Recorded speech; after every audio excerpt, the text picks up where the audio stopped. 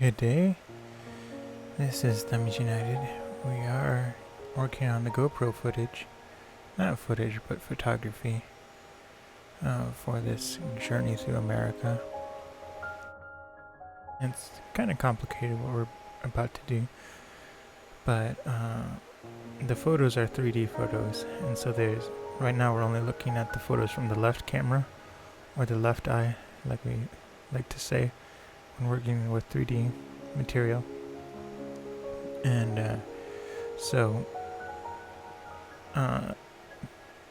there's an unedited version, which I've duplicated it, so that we're going to work on the left eye photos, and those are going to be used for social media, and mainly just for social media, like Instagram and Twitter, mainly for live to tape, and the live to tape account. So on Instagram, that's live to tape, all one word, and then _LCD_productions, and I like to keep that account for storytime content, which is narrated ASMR style, and narrated ASMR style series, and it tells classic literature while on the road.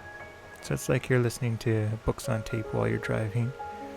And so there's that relaxing series, but then I also add other road trip photos to live to tape, and same with the live to tape on Twitter and Facebook. So that's what we're really working on now. And then the other thing we can work on is like these. I can upload these to my store to archive them. I don't really plan on people buying them, but if they want to, they can. And then also for Shutterstock and everything. This project's going to be the first project I try to do a lot more with Shutterstock. I'm planning to go back through my archive and add more photos to Shutterstock, but there are definitely some photos here I'm really considering adding to Shutterstock. So with that, let's get started. Get back to work. It's 10 p.m. exactly.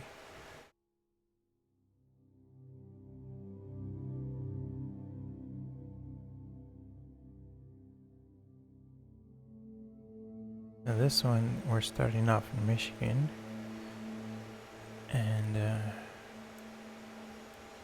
there's not too many here that we need to edit.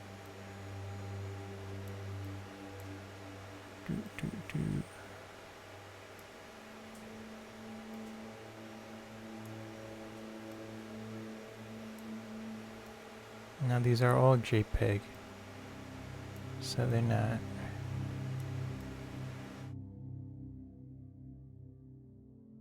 We don't have as much wiggle room as I'd like.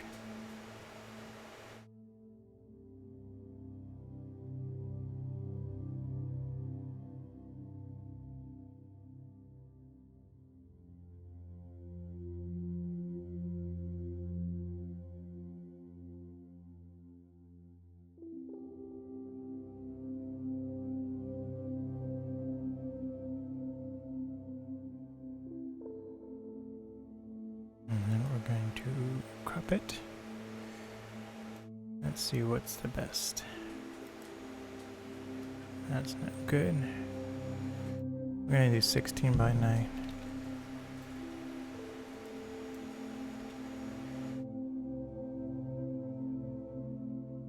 Go. And then we're gonna do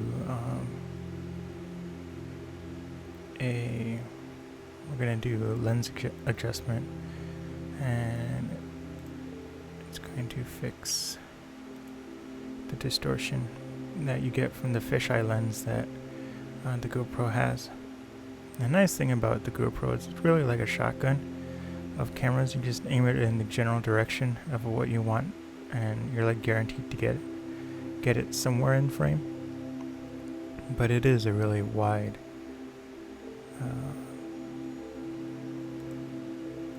it is a very wide angle lens, and it is a fisheye lens.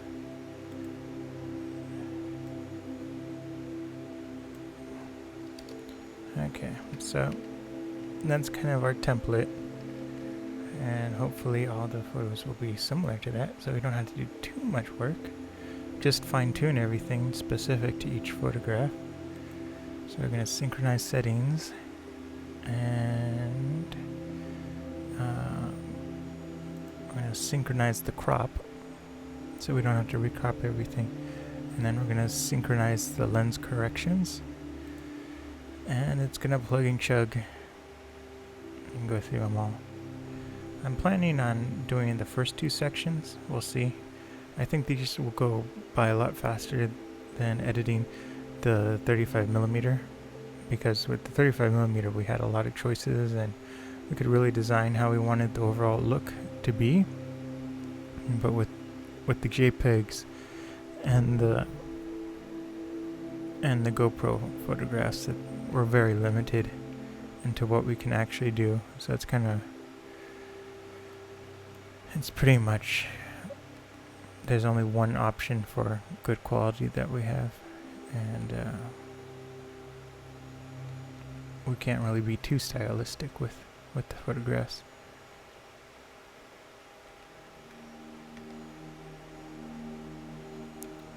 So this has been turning out okay.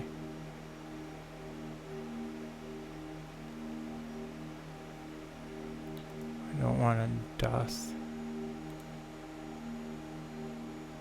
this guy's bumper.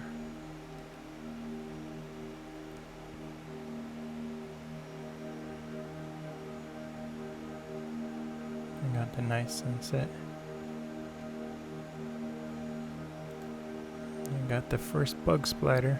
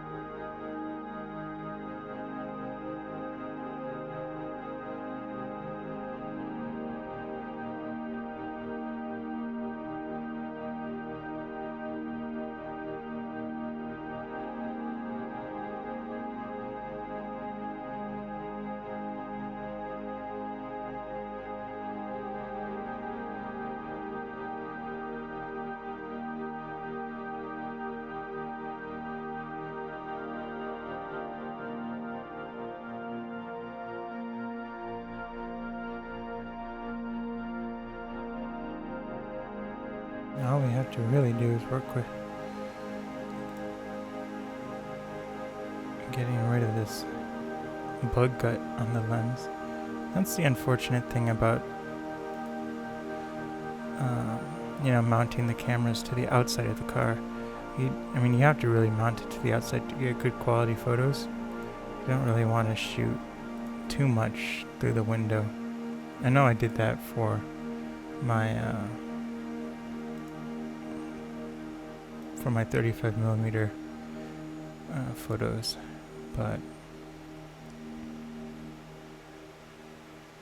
and that was just because we were short of time and the way I was recording. I was also, in addition to the 3D photographs, I was also filming 2.7K, so a little bit, so it's technically Ultra HD, but it's not 4K, but it is a lot higher quality than 1080p.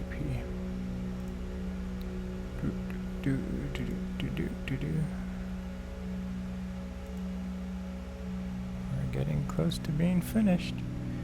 But I was also recording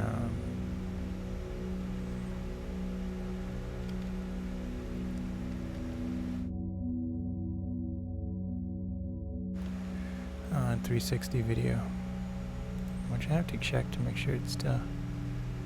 Oh my goodness, it crashed. But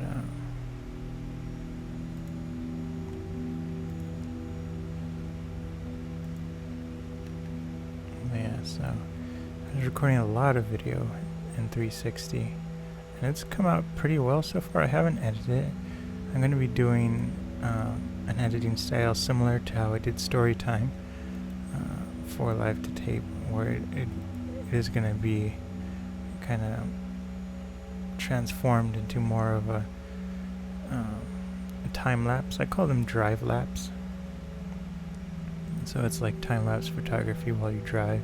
So it's going to be sped up, but still really scenic, and there's going to be a lot of time modulation. So when you're going through like the boring areas and there's not much to see, the videos will speed up, and then once it comes to something interesting in the roadway or the surrounding area, then it will slow down to almost real time, and sometimes I dip a little bit below real time to go to like slow motion.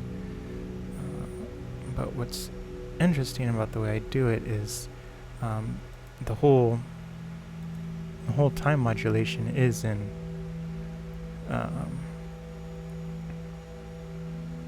there is, a calculated motion blur, which was not easy to figure out how to do. I ended up having to write my own program that does the motion blur, and it does it by frame blending. But then on top of that, I have to animate the time modulation, and so with that combination,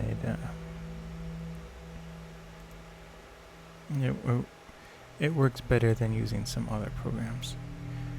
There was this one program I used to use for frame bleeding. It was so slow, and with the time-lapse video, what you have to do is first your project has to be set to about 120 frames per second, and then you animate, and so then you have your video, and you do a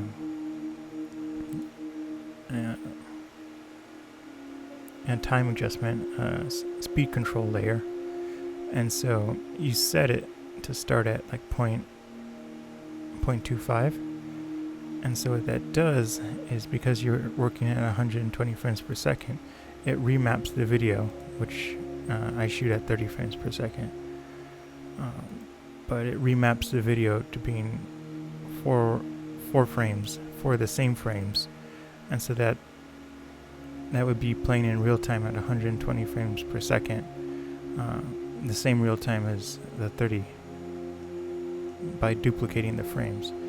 And so then, and the reason why it's important to duplicate like a minimum of 4 frames is because what's going to happen is the frame blender is going to take those 4 frames and sandwich them into one, and so it's going to kind of change the opacity and blend those 3 frames down to 1. So we'll take that 120 frames per second video and smash it down into 30 frames per second. So what you actually do with the 120 frames per second is you slowly speed up the speed control layer, and so you go to like 0.6, and so then so instead of being 4 frames for the 30 frames per second video, it only does 2 frames then the next frame, or it does 4 individual frames the faster you speed it up, and that's how I get the time-lapse effect and it being animated, where it's not always at 4 times real time. It goes up to 4 times, it goes up to 8 times, you can do 20 times real time, but then you can also scale back down to being real time, just regular video as it was shot. or go even into slow motion, and it's still blended pretty well. And so the other program that I used to kind of discover how to do this, it's kind of, now it's considered an industry standard, but it's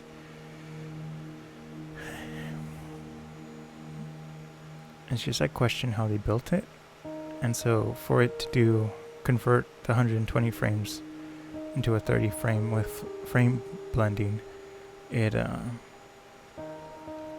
was just slow. It would take maybe 3 or 4 days, and sometimes on the fourth day it would crash and you'd have to start over completely. It just wasn't reliable. It was really slow. So when I wrote my own program to do the frame blending, I really focused on making it a multi-threading program.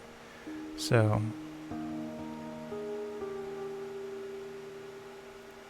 now look, we're done.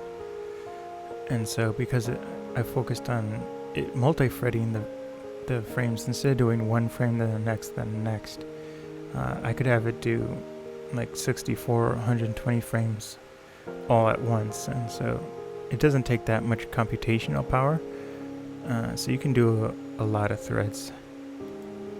And I work mainly on AMD processors, and so the computers that I would do the calculation. Uh-oh.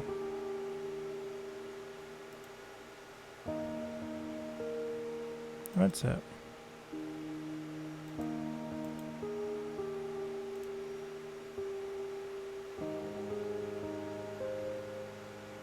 Oh man, I think a drive disconnected. Hold on. Give me a second.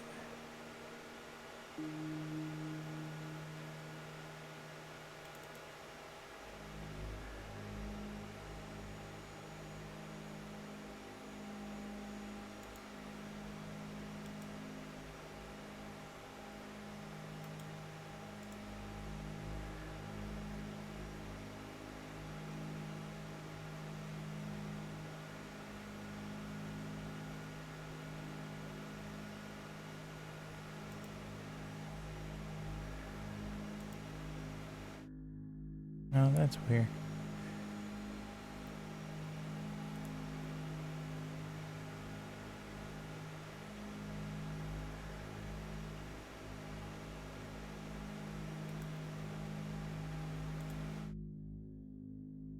Okay, we'll just do that.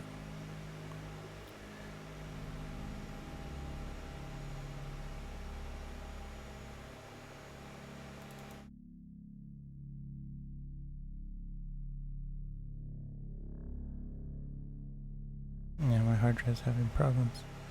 I have to check that out later.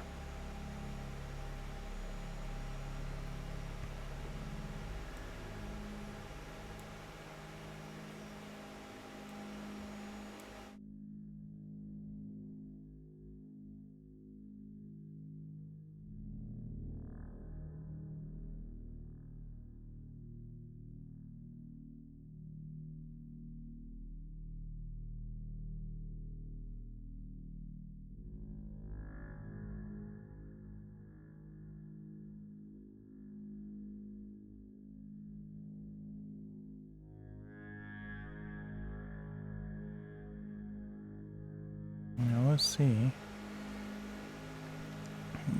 We're only going to do this section tonight. So we'll have edited about 380 photos. Once we're finished with this. So we're gonna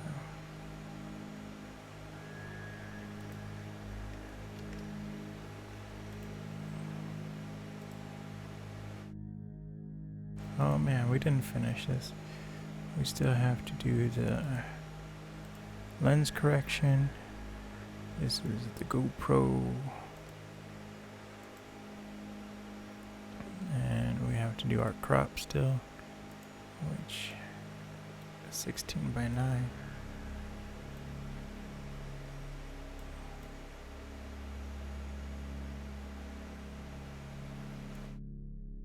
I know that antenna is going to be in the middle, but that's okay. And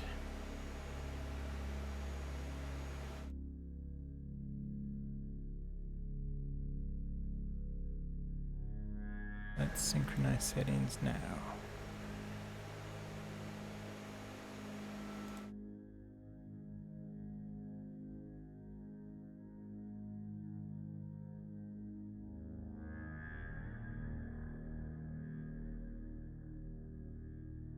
It's loading through.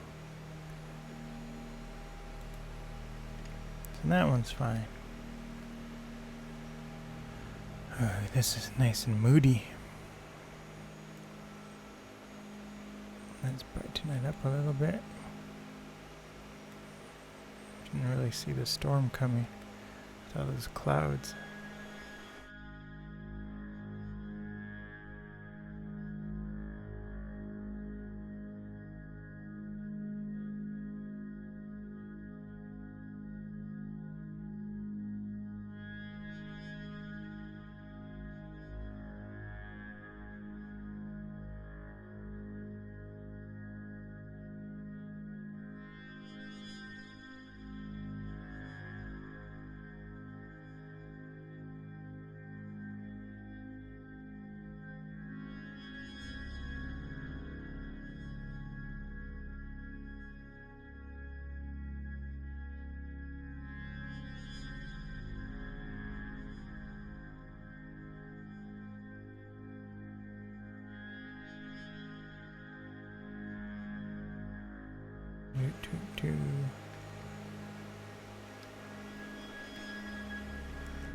I've been going through today and just selecting the best ones of the GoPro photographs. The way it works is I set it up, I suction cup the camera to the roof of the car, and then I just set it to take photos, one photo every 5 seconds, and then I hope that it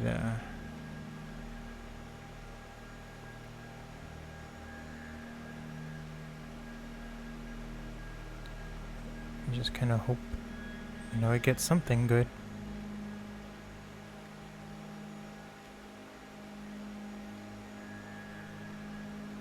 And we're just gonna leave that kind of bug spot there as they come.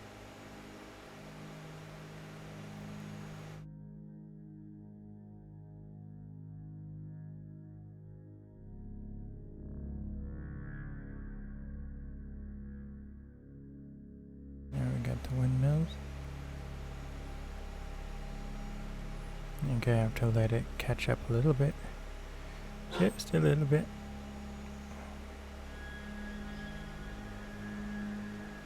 Now my dog wants to go out. I'll be right back.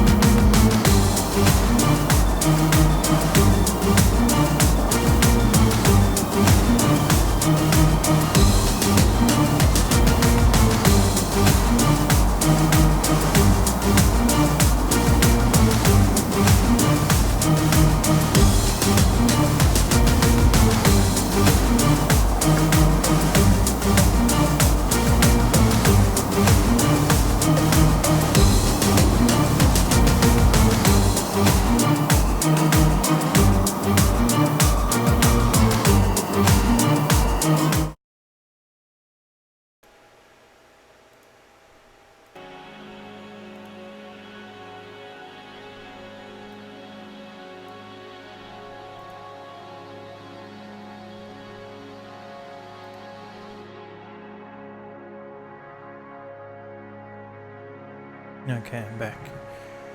I am back.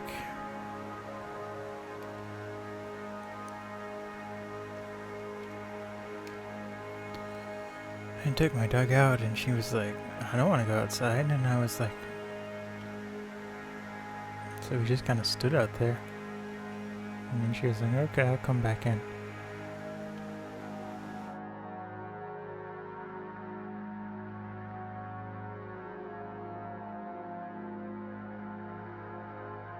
And that was too funny.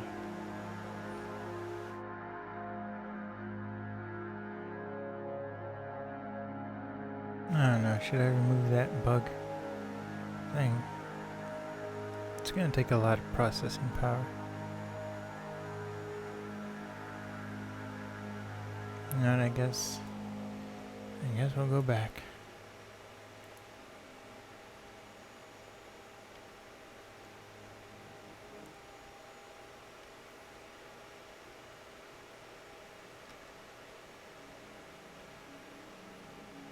Let's see where that bug hits the camera. There it is. That's when that guy showed up.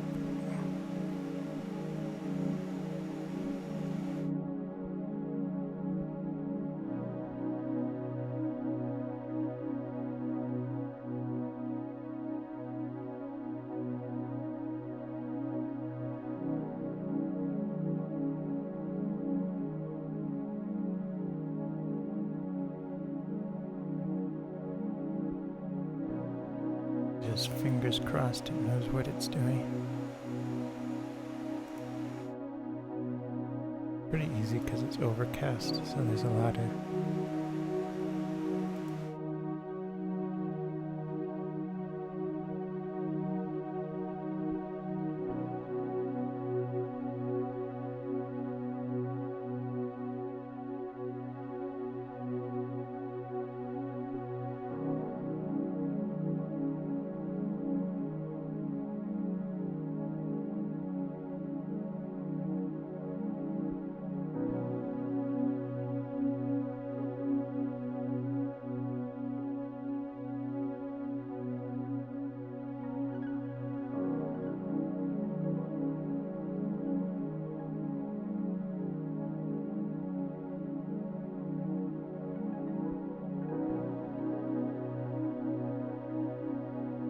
kind of decided that if these are going to go on the store, even if it's only to be archived, you might as well take the time and remove this blemish.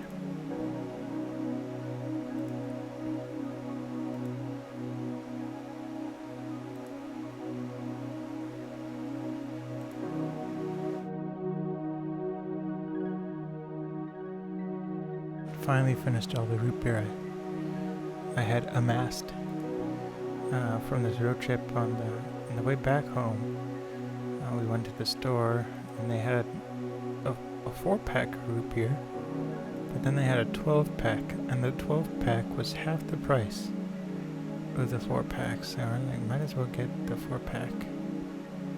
But we're driving forever, hours at a time, so I don't drink that much.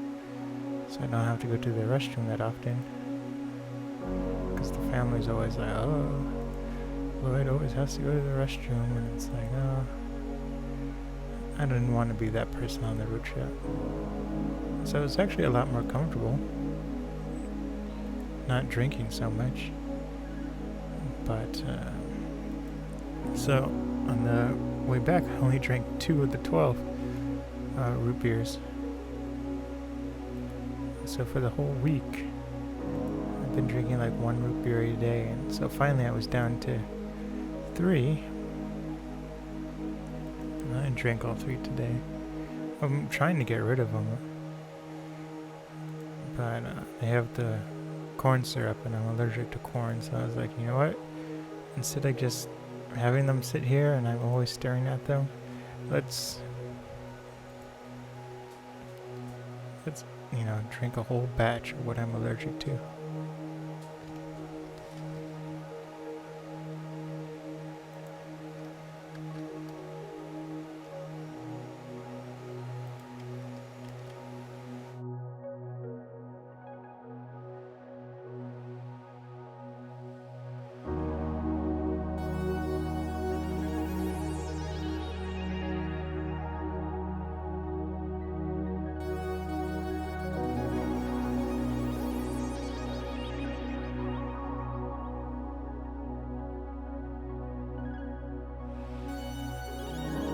so it wasn't so bad. I mean, like, I'm a little itchy right now, which is part of the allergic reaction, but no headache, nothing. So that's good.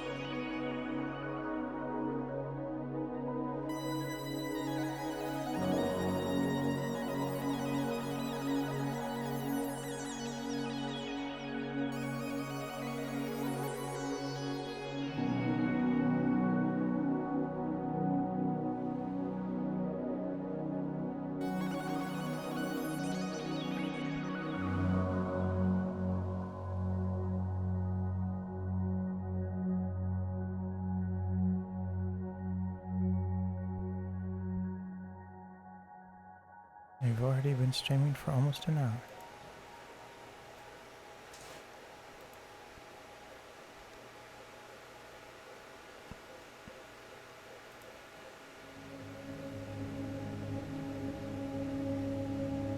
The problem is if this spot was on the ground, it'd be easy to ignore, but it's not.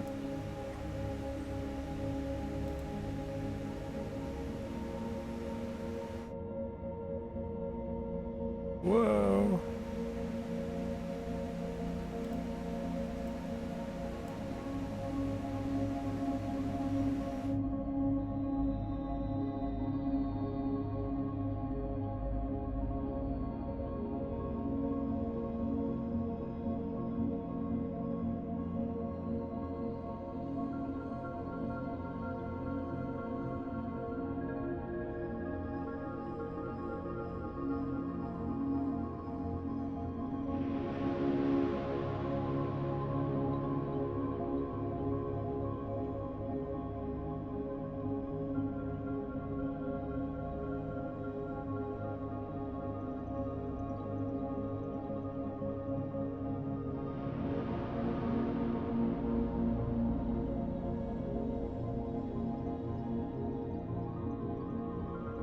Got the windmills.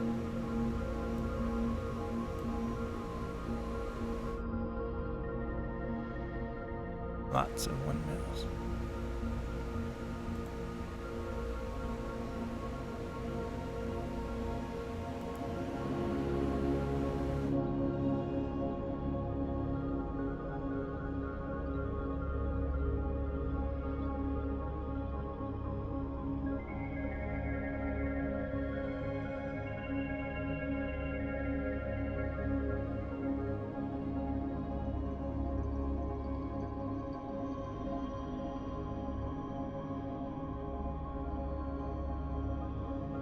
I've been working on my plane a little bit.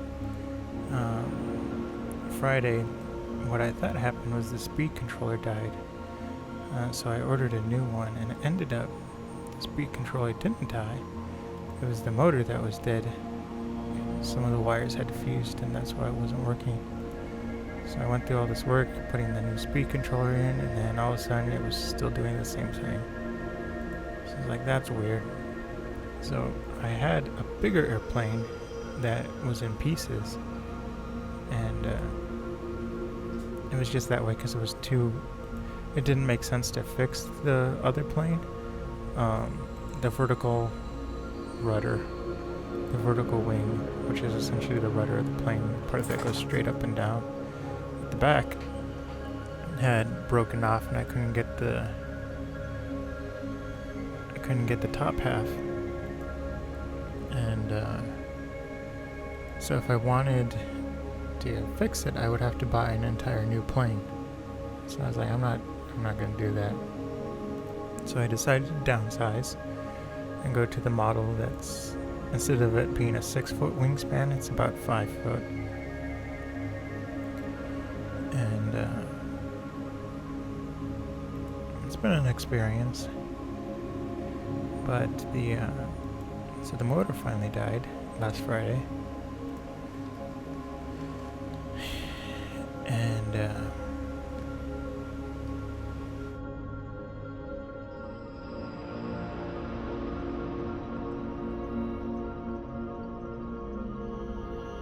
well, not finally, but I thought it was the speed controller, ended up being the motor.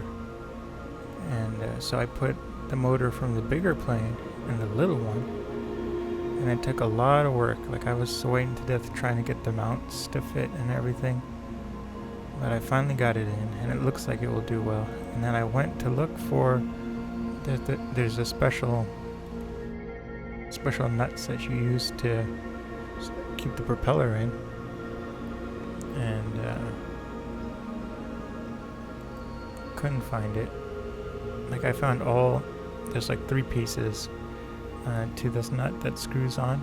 The propeller doesn't just screw on. It's a special self-tightening system so that it doesn't spin off while you're changing speed, because that's kind of something you don't think about. But when the propeller goes from being as fast as possible and you bring down the throttle, there's a lot of momentum in the propeller. So if you're not careful, if you don't put it on right, the propeller can actually unscrew and, fly off the plane. If you do too much throttle changes, then it's not screwed in properly. And so there was the one key piece that I needed, and I couldn't find it, and I was so furious. So then I went on Amazon today and ordered the piece, and it's such a cheap, piece that you can't buy one of them. They come in like 4 packs. And luckily I looked around, because the first couple ones that I saw, they were a 1-pack, but they were like $12, and I was like, what? So I finally, shopping around, found a 4-pack for $6. And I was like, well, at least I'll have spares. But fingers crossed, that was the last issue with this plane. It's been a journey, and the good news is I'm like really good at flying now, so I don't think yes, there will be more crashes, of course, but I don't think there will be any more money hole things, or it's like, oh, I have to buy this, I have to buy that. I got a lot of the issues ironed out, and I know how to fix it, faster and better. So the part should come Tuesday. I'll probably go flying Thursday or so. Like I said,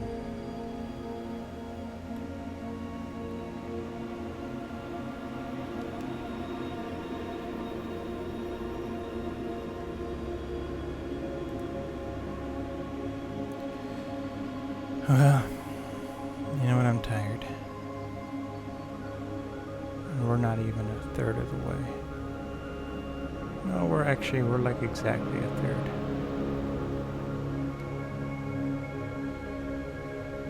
So you know what? We'll come back to this tomorrow. I'll be streaming probably around 9 or 10 p.m. Eastern time. We'll be doing the same thing. I will go on Twitter and post a link to the photographs we edited yesterday. And you can see the entire 35mm footage from this trip. So I want to thank everyone for coming out. I will see everyone tomorrow. I'm gonna find somebody to host.